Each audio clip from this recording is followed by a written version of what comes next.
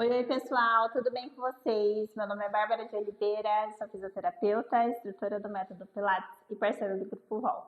Hoje eu vim falar com os recém-formados em Pilates que têm muita dificuldade de montar a sua aula. Então, bora lá comigo que eu vou te dar algumas dicas.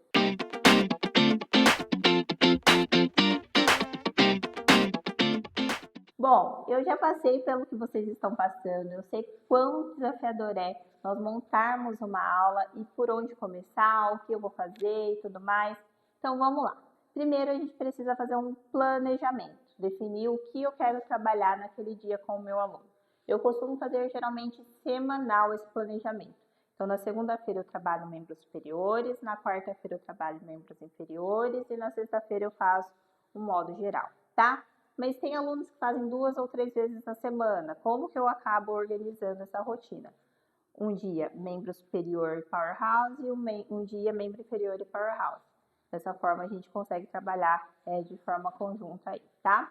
Bom, definindo esses objetivos, eu preciso entender qual é o público que eu vou atender naquele dia. É gestante? É idoso? É criança? O que eu preciso? O que eles precisam para fazer esses exercícios? Quais são as limitações? Quais são os objetivos do meu aluno? Eu vou seguir segundo aquele padrão que eu tenho ali em mãos, tá? Então, por exemplo, eu tenho um idoso que precisa ter força de empurrada e puxada. Então, eu vou trabalhar em relação a isso, exercícios de membros superiores, um padrão de movimento de empurrada e puxada, porque eu sei que isso vai ajudar ele nas atividades de vida funcional e tudo mais, tá? Bom, sabendo disso, eu preciso construir um plano de aula. E quando eu falo um plano de aula, gente, é a gente sentar e escrever num papel e caneta, com papel e caneta, tudo certinho que eu preciso dentro daquela aula.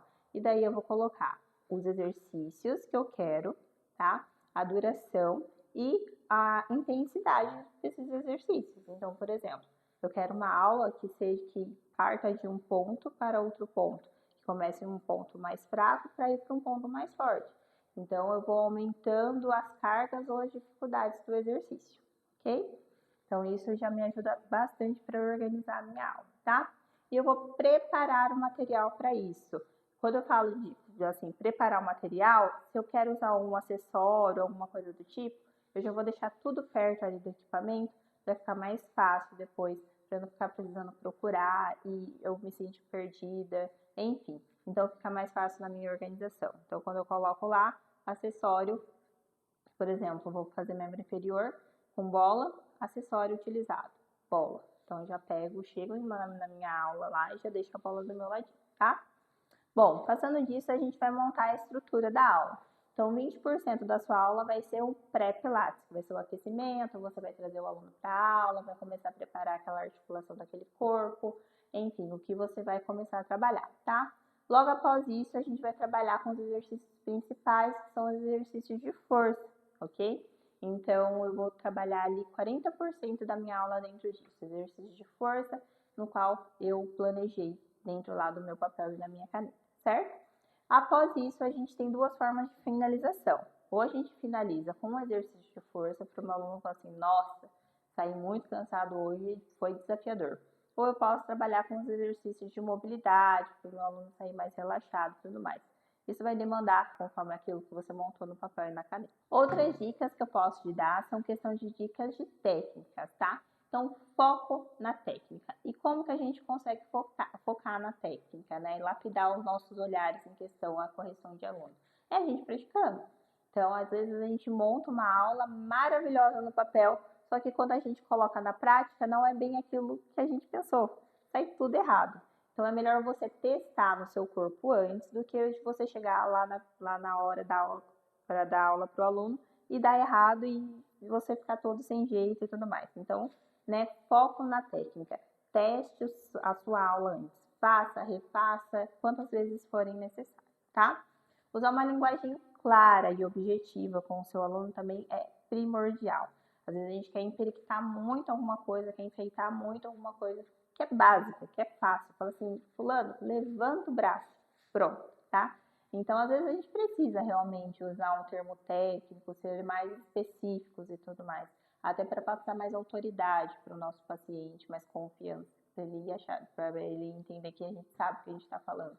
Só que em certos momentos a gente não precisa disso, tá? Quanto mais simples e claro que nós formos de objetivos, melhor vai ser o desenrolar dessa aula, ok? Eu preciso aprender também a respeitar o limite da dor do meu aluno, tá? Não só da dor, eu acho que das limitações em si, ok? Então eu penso lá que o meu aluno quer fazer eu quero que o meu aluno faça um rollover, mas ele tem uma limitação ali que ele não consegue chegar até o final. Então, como que eu vou adaptar esse exercício para que eles sigam no mesmo padrão?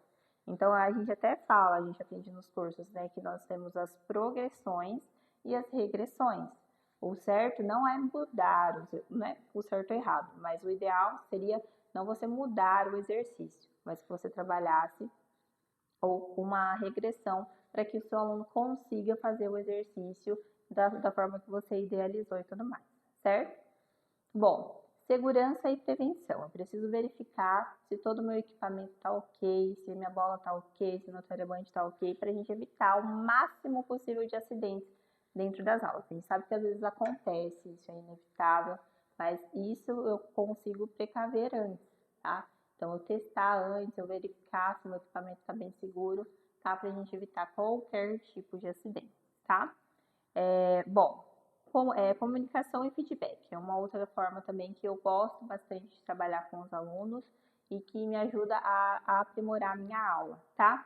Porque a gente fala que o nosso aluno é movido a feedback. Então, a gente pode dar um feedback corretivo ou um feedback positivo, tá? Um feedback de correção. E os alunos gostam disso, tá?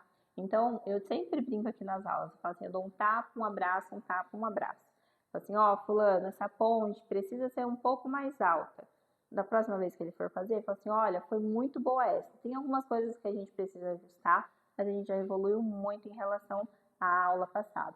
Então, a pessoa ela começa a se animar mais, fica mais animada e começa a ver evolução, e você também começa a ver evolução do seu aluno, tá? Bom, é isso, pessoal. Além disso, eu acho que também tem uma coisa importante que eu esqueci de falar aqui. Mas lembrei agora, vamos lá. Sempre se atualize, tá? Nós somos profissionais da área da saúde, tem muitos estudos saindo aí novos e muita coisa boa saindo aí para agregar dentro do nosso conhecimento. Então, esteja sempre se atualizando. Aqui no YouTube nós temos vários vídeos que falam sobre Pilates, que te dão dicas e tudo mais, que abrem um pouquinho a nossa mente, mas também nós temos o blog Pilates e nós temos a Val Plus, que lá dentro também nós temos várias outras cursos de especializações mesmo para Pilates para gestante, idosos, kids, para escoliose, enfim, para todo mundo aí, ok? Bom, espero ter te ajudado. Se eu te ajudei, clica aqui em curtir, compartilha com seus amigos e se tiver alguma dúvida, deixa nos comentários que eu passo aqui e te respondo depois, ok? Beijos, tchau!